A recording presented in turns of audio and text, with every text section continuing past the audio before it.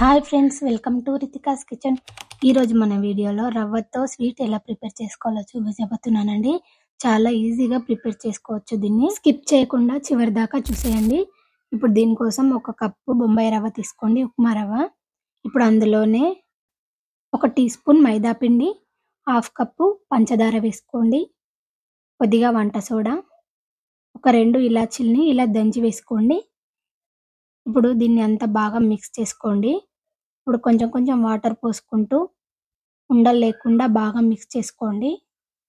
Water ఒకేసారి పోసుకోకుండా ఇలా కొంచెం కొంచెం పోసుకుంటూ బాగా మిక్స్ చేసుకోండి. ఒక 5 మినిట్స్ దాకా దీన్ని బాగా మిక్స్ చేయండి. ఇలా చేసిన తర్వాత ఇప్పుడు దీన్ని పక్కన పెట్టుకోండి ఒక 5 మినిట్స్ దాకా. 5 మినిట్స్ తర్వాత ఒక టీ స్పూన్ నెయ్యి వేసుకోండి. నెయ్యి వేసుకొని ఇలా మిక్స్ చేసుకోండి. ఇప్పుడు కొద్దిగా వాటర్ పోసుకొని మళ్ళీ ఒకసారి బాగా మిక్స్ చేసుకోండి. ఇప్పుడు చిన్న చిన్న ముద్దల్లాగా తీసుకొని బజ్జీలలాగా ఆయిల్ హీట్ అయిన తర్వాత అందులో ఇలా వేసుకోండి. మనకు ఆయిల్‌లో ఎన్ని పడితే అన్ని వేసుకోండి. మంటని మీడియం ఫ్లేమ్‌లో పెట్టుకొని చేసుకోండి.